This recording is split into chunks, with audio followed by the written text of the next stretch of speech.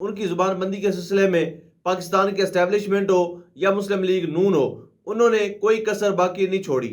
ان کو ہٹ کرنے کے حوالے سے کچھ افراد کو سپاری دے دی گئی ہے۔ چکوال کے فارم ہاؤس کے رائٹ لیفٹ پر کون سے لوگ سرکاری بن کر گھوم رہے ہیں وہ بھی ہمیں پتہ ہے۔ حقوق کی بحالی کے لیے اپنی جان داؤ پہ لگا کر سچ اور حق کی آواز آپ تک پہنچا رہا ہے۔ بسم اللہ الرحمن الرحیم، السلام علیکم، میں ہوں گلفام چودھری، آپ دیکھ رہے ہیں میرا فیس بک پیج اور یوٹیوب چینل۔ پاکستان میں ہونے والی کچھ اہم ترین ڈیولپمنٹ آپ کے سامنے رکھنی ہے۔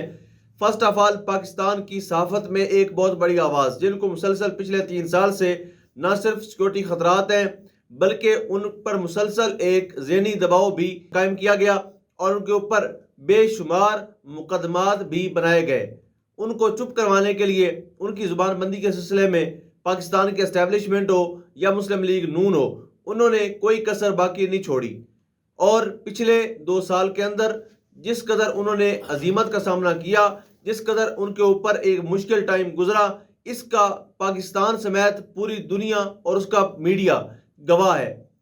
ایک ایسی آواز جس نے ہمیشہ سے غلط کو غلط کہا اور ان سے ٹکرا گئے۔ عمران ریاض خان صاحب کی بات کر رہا ہوں، جس طرح سے فہد شباز صاحب نے ایک ویلوگ کیا اور انہوں نے واضح طور پر بتایا کہ مجھے ایک سینئر صحافی نے بتایا کہ ان کو قتل کرنے کی سازش مکمل ہو چکی ہے۔ کس کو سپاری دی گئی، کس کو یہ ٹاسک سونپا گیا، اس کے پس پردہ کیا محرکات ہیں، کون کون سے لوگ شامل ہیں، وہ ان ایڈوانس انہوں نے بتا دی ہے اور ساری کی ساری تفصیلات اس سینئر صحافی کے پاس پہنچ چکی ہے۔ اگر ہم اس ویڈیو کے بعد کی بات کریں تو لوگوں کے ذہن میں 2 نام آ رہے تھے، ایک تھا حامد میر صاحب اور ایک تھے عمران ریاض خان صاحب کا نام۔ اب واضح طور پر سوشل میڈیا کے اوپر ایک مہم چلی ہے جس کی ابتدا ہوئی ہے ابھی سوشل میڈیا صارفین کی طرف سے، مختلف جرنلسٹ کی طرف سے، مختلف سیاستدانوں کی طرف سے، اور واضح طور پر کہا جا رہا ہے کہ عمران ریاض خان کی زندگی کو خطرہ ہے۔ عمران ریاض خان کو خدا نہ خواستہ قتل کروانے کی سازش مریم نواز شریف اور ان کے ساتھ کچھ افراد کر چکے ہیں۔ ان کو ہٹ کرنے کے حوالے سے کچھ افراد کو سپاری دے دی گئی ہے۔ اس حوالے سے سوشل میڈیا صارفین بھی آواز اٹھا رہے ہیں، مختلف صحافی برادری بھی آواز اٹھا رہی ہے۔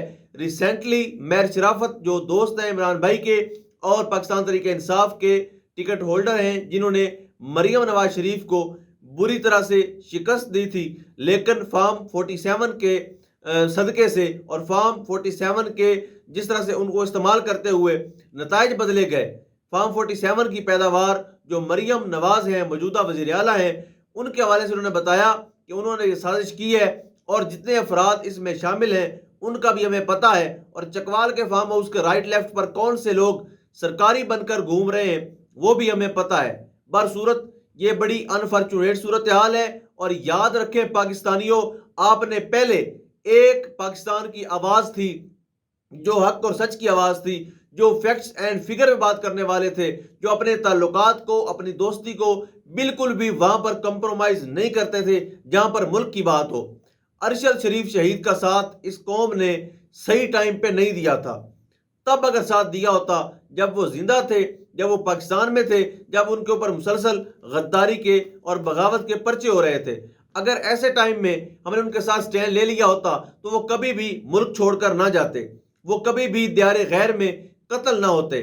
تو وہ وقت گزر گیا، یہ پاکستانی قوم ایک قیمتی اثاثہ ارشد شریف شہید کو نہیں بچا سکی۔ لیکن یاد رکھیں عمران ریاض خان صاحب آپ لوگوں کے درمیان موجود ہیں، انہوں نے آپ کے لیے ہی 142 دن کی جو تکلیف اٹھائی ہے، اگر اس کا آپ اندازہ نہیں لگا سکتے، جو تکلیفیں، جو ظلم، جو مصائب عمران ریاض خان نے برداشت کیے ہیں وہ آپ سوچ بھی نہیں سکتے۔ اور اگر آپ کو ان میں سے صرف ایک بتا دیا جائے کہ ان کو کس حالت میں رکھا گیا تھا تو آپ کے رونگٹے کھڑے ہو جائیں گے، آپ سن نہیں سکتے کہ ان کے ساتھ کیا ہوا۔ لیکن انہوں نے اس مٹی کی محبت میں اور اس وطن کی محبت میں، پاکستان کے عشق میں، انہوں نے یہ سارے کا سارا کچھ برداشت کیا، لیکن اپنے نظریے کے اوپر کمپرومائز نہیں کیا۔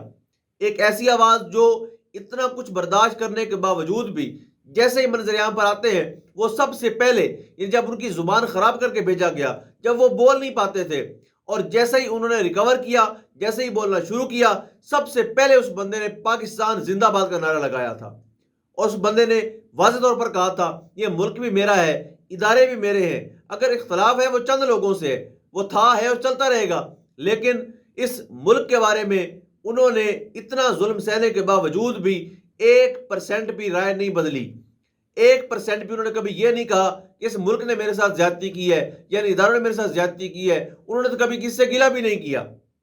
وہ شخص پاکستانیوں آپ کے لیے لڑ رہا ہے، وہ شخص پاکستان کے لیے اور پاکستانی قوم کی حقیقی آزادی اور ان کے حقوق کی بحالی کے لیے اپنی جان داؤ پہ لگا کر سچ اور حق کی آواز آپ تک پہنچا رہا ہے۔ عمران ریاض خان حق اور سچ کی آواز ہیں۔ عمران ریاض خان اپنی جان کو خطرے میں ڈال کر پاکستان کی نمائندگی پوری دنیا میں کر رہے ہیں۔ عمران ریاض خان اپنی جان خطرے میں ڈال کر فیکٹس اینڈ فگر ریئلٹی کی بیس پر عوام تک پہنچا رہے ہیں۔ عمران ریاض خان اپنی جان خطرے میں ڈال کر اس بدترین الیکشن میں ہونے والی دھاندلی جو ہے اس کو بے نقاب کر رہے ہیں۔ عمران ریاض خان اپنی جان کی پرواہ کیے بغیر اس ملک کے لیے، اس قوم کے لیے آپ کے سامنے حقائق رکھ رہے ہیں۔ اب قوم کا امتحان شروع ہو گیا ہے کہ آپ نے ایک خدا نخواستہ دوبارہ سے عرش شریف شہید والی تاریخ دہرانے دینی ہے۔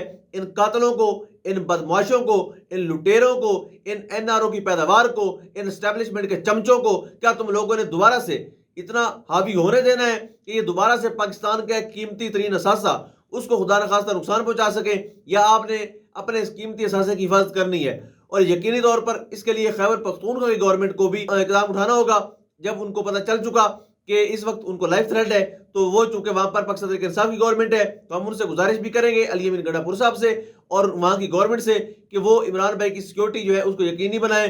یقینی طور پر یہ گھٹن کا ماحول ہے، وقت گزر جائے گا، ان ڈاکوؤں نے، چوروں نے، مفروروں نے، لٹیروں نے ہمیشہ نہیں رہنا، لیکن ان کی تاریخ رہی ہے۔ پاکستان کی ہسٹری میں دیکھیں تو شریف خاندان سب سے بدترین، غلیظ ترین اور بدبودار سیاست کرنے کا قائل ہے۔ شریف خاندان نے ہمیشہ سے لوگوں کو قتل کروانے، مروانے، مارنے، اٹھانے، انہی چیزوں کی سیاست کی ہے۔ شریف خاندان نے ہمیشہ سے بد کردار ہونے کا مظاہرہ کیا ہے اور لوگوں کے کردار پر انگلیاں اٹھائی ہیں۔ شریف خاندان نے ہمیشہ سے اسٹیبلشمنٹ کے جوتے پالش کر کے اقتدار لیا ہے۔ شریف خاندان نے ہمیشہ سے بوٹ چاٹ کے چور دروازہ ہے اس کا استعمال کیا ہے۔ نون لیگ نے ہمیشہ سے لوگوں کے جمہوری حکومتیں جو ہوتی ہیں ان کو گرانے میں اپنا گھٹیا کردار ادا کیا ہے۔ نواز شریف صاحب سمیت مسلم لیگ نون نے ہمیشہ سے طاقتور لوگوں کے گندے کپڑے دھوئے ہیں، اور نہ صرف گندے کپڑے دھوئے ہیں بلکہ ان کے لیے لوگوں کے ساتھ ظلم، زیادتی اور آخری حد تک انہوں نے گھٹیا پن کا مظاہرہ بھی کیا ہوا ہے۔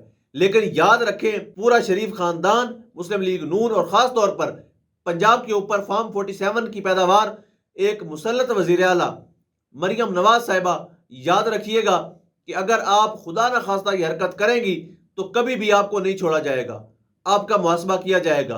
اور ہم جانتے ہیں کہ کون کہاں پر ہے، ہم جانتے ہیں کہ اس قتل کے پیچھے کون سے کردار ہیں، کون کون ملوث ہے، کس کس کو ٹاسک سونپا گیا ہے، سب جانتے ہیں اور سب ریکارڈ کے اوپر ہے۔ بالکل بھی آپ کو معافی نہیں ہوگی، اور پاکستانی قوم کا یہ امتحان ہے، ان کو پاکستان کے اثاثے کو بچانا ہوگا، آگے بڑھنا ہوگا اور اپنا کردار ادا کرنا ہوگا۔ اللہ پاک عمران ریاض خان کی حفاظت فرمائے، اللہ پاک وطن عزیز کا حامی و ناصر ہو۔ پاکستان زندہ باد۔